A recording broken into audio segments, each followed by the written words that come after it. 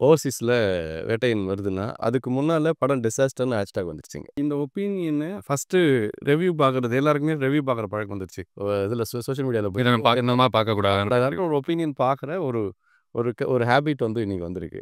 இப்ப நீங்க வந்து உள்ள போறப்போ ஃபர்ஸ்ட்டு உங்க மைண்ட் செட் என்னன்னா, இந்த படம் டிசாஸ்டர் அப்படிங்கிறது தான் ஃபர்ஸ்ட் டே. இத மாறுறதுக்கு 2 நாள் ஆச்சு.